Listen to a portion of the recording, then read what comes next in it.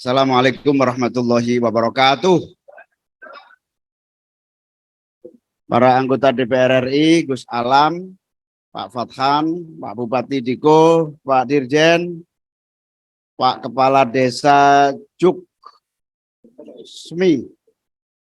Semi, Pak Basuki, Pak Dasuki, kalian bapak-bapak sedoyo ingkang rawuh, para kepala desa ingkang kawula banggaken.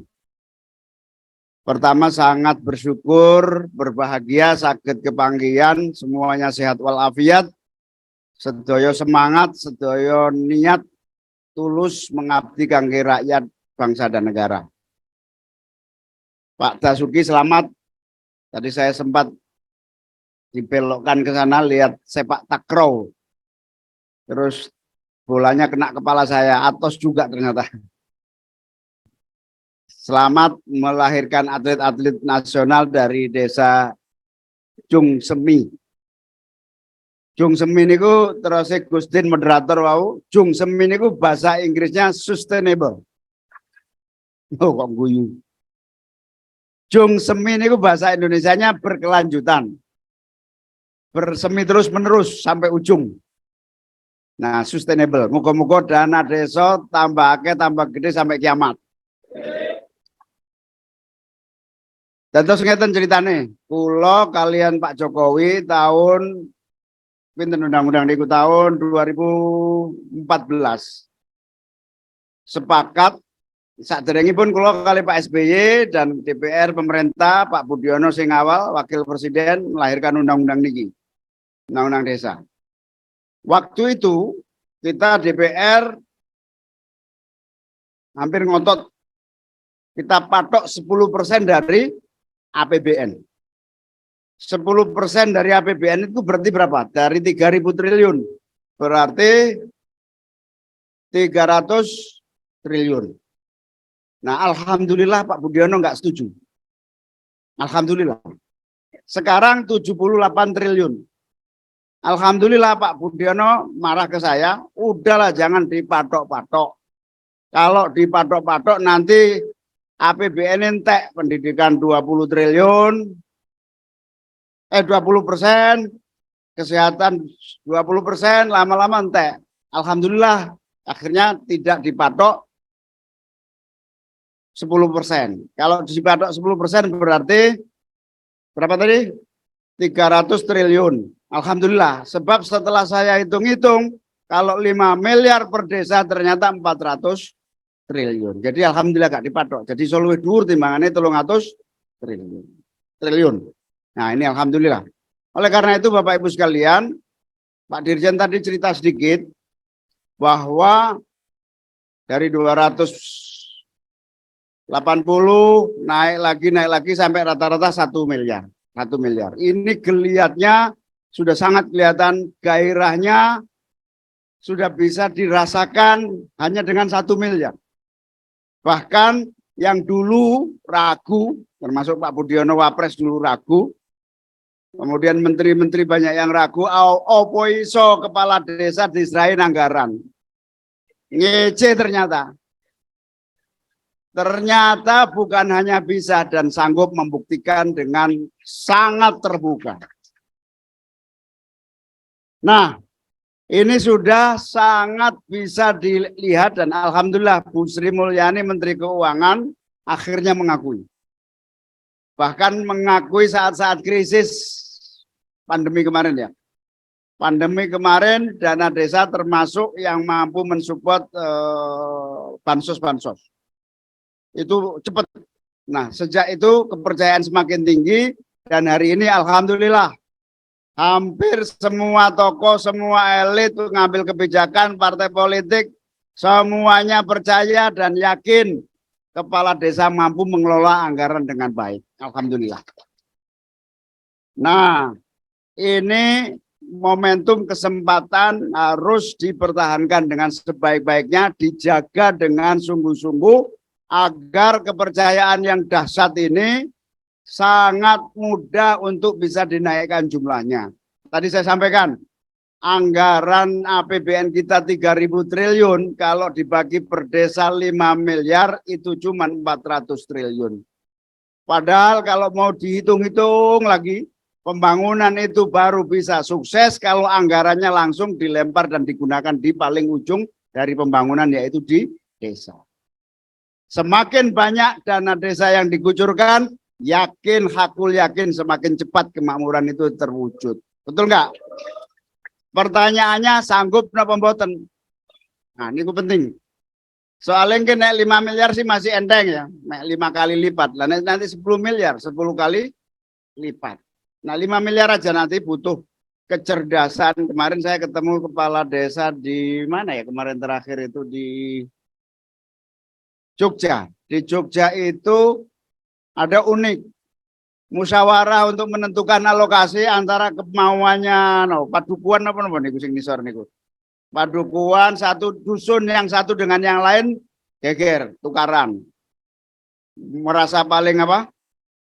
Paling menentukan. Akhirnya di ranking. Setelah di ranking, akhirnya Pak Lurah, kepala desa gak kebagian untuk menentukan sama sekali. Pak Lurah pelongo-pelongo mergo berdasarkan ranking skor apa gitu. Nah, itu agak aneh.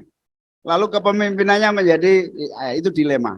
Dari bawah, dari tengah, dari atas, bagaimana ada titik temu yang produktif. Itu baru 1 miliar. Nanti 5 miliar akan menghadapi masalah yang sama. Kenapa saya yakin ini bisa terlaksana? Karena bangsa ini sudah mengakui dengan pasti. Yang pertama, dana desa 70 triliun sampai 78 triliun telah terlaksana dengan baik dan membuktikan desa-desa di seluruh Indonesia bergeliat mulai nampak kemajuan dan kemakmurannya. Amin. Yang kedua, anggaran negara itu kalau terlampau banyak jalan yang dilalui sampai di tempat banyak yang kurang. Gini apa nggih? Ibarat hujan dari langit kenek genteng lewat talang ngerembes nang talang bocor tekok nggone mek 30%. Gini apa nggih? Wis terbukti napa? Wis terbukti napa belum? Wis terbukti. Makanya target kita, dukungan jenengan sedoyo, kita berkomitmen semua kepala desa, cuma satu aja komitmennya. Komitmen untuk melaksanakan sebaik mungkin anggaran desa terus-menerus. Itu aja. Kalau itu terbukti, semua negara ini udah kapok karena talangnya kakean. Gentengnya ngerembes. Sampai bocor. Sehingga air hujan sampai di desa itu paling 30% itu sudah bagus. Itu benar apa benar? Nah, semua sudah mengakui korupsi di mana-mana. Nyoto. Makanya karena mumpung semua yakin ini, saya kok optimis. Dari 30 triliun, tidak akan lama lagi minimal 1.000 triliun bisa dialokasikan langsung di desa timbangan yang ngerembes nang genteng-genteng. Nah, niki kudu dados perjuangan kita sedaya berbagi tugas. Yang pertama, pokoknya kepala desa harus betul-betul lebih canggih dibanding yang lalu-lalu.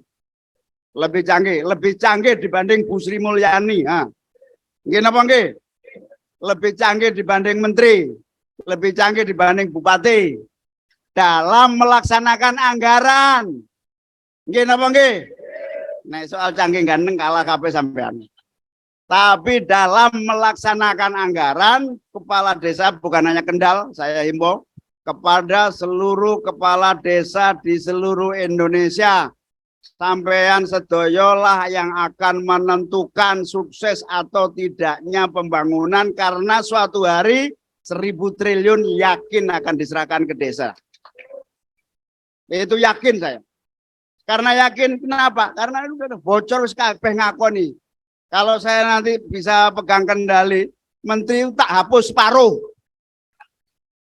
Menteri sekarang jumlahnya 40. Paling bener menteri Indonesia 10 wis cukup. Wis kakean genteng. Sing bocor wis kakean. Irit. Dari petang puluh menteri paling akeh Indonesia mek butuh 10 menteri. 10 itu mek kakean. Paling 7 menteri. Nek wong NU 9 menteri lah. maksimal sangang menteri. Lah Pak Dirjen kuwatir, lah aku dadi dirjen apa iki? Gak kuwatir. Jadi dirjen manggone nang desa. Jadi itu cita-cita kita semua dan saya yakin seluruh rakyat Indonesia, seluruh pejabat, seluruh rakyat mengakui semakin efisien dan langsung tepat sasaran akan semakin lancar dan cepat pembangunan. Itu betul-betul keyakinan kita. Ini perjuangan kita bersama. Menteri Songo wis cukup. Sing lain-lain digabung, misalnya Menteri Desa. Menteri Desa itu gabung ya, Menteri Pertanian, Menteri Desa, Menteri enggak, sebagian dari kementerian-kementerian yang menyangkut pembangunan langsung gabung. Kira-kira 4 menteri jadi 1 kementerian. PNS kakean, ya wis dipecati ya sing akeh. Saya pernah jadi menteri. Saya itu Menteri Ketenagakerjaan dan Transmigrasi. Langsung tak sidak.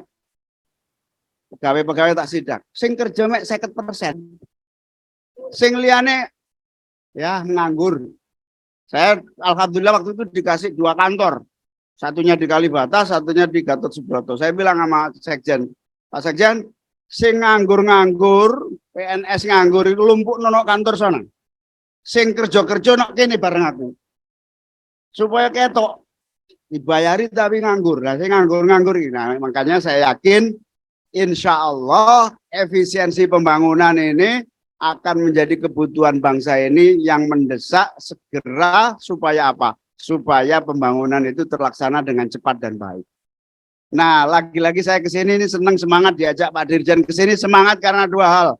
Yang pertama, monggo sedaya komit seluruh kepala desa Kendal dan seluruh kepala desa di seluruh Indonesia komit kita lebih mampu menjalankan anggaran dengan baik.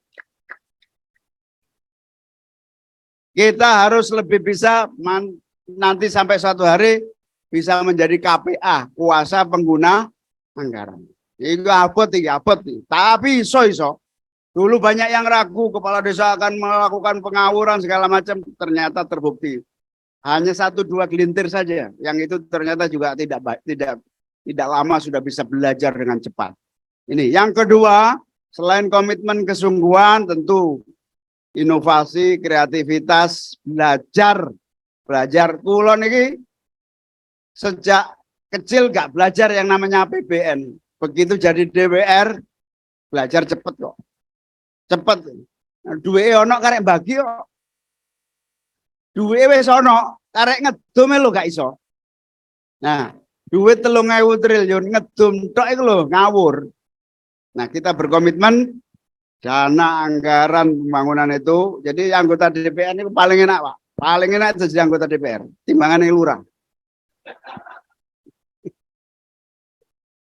Lurah pilkades ngeluh, Pak. Gorong rampung ngelune wis pilkades meneh. Nah, enak DPR ya Gus ya. Nah ini Gus Alam ini enak nanti Gus dadi kiai karo DPR dikongkon milih karo Mbah Tim.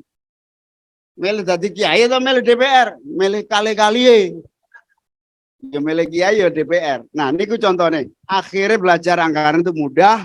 Belajar anggaran itu konkret, kuncinya 1, adil, cermat, efektif, efisien. Itu aja kuncinya. Cermat memilih jenis, efisien dalam pelaksanaan, kreatif, inovatif dalam mengambil pilihan-pilihan. Itu aja. Memang rakyat banyak aspirasinya macam-macam, tapi kepala desa lebih tahu mana yang prioritas. Nanti pelan-pelan kalau kepala desa sudah mampu semuanya, tidak ada lagi cuplak-cuplak yang angel-angel. Kementerian Desa bubarno pisan. Nek wis rampung mampu kabeh lho ya. Nek gak usah pengawasan wis mlaku wis gak perlu Kementerian Desa. Tapi kita sampai kapan mampu bener? Kadang-kadang wong ngawur-ngawur nanti kok enggak anggaran. Nah, karena itu pelajaran ini penting. Saya kira itu, jadi saya mengajak dari Kendal, dari seluruh tempat, mari kita berkomitmen menyelamatkan anggaran negara ini supaya selamat dari kebocoran dengan cara apa? Melaksanakan efisiensi pembangunan langsung tepat sasaran di rakyat dan masyarakat yang nyata. Amin.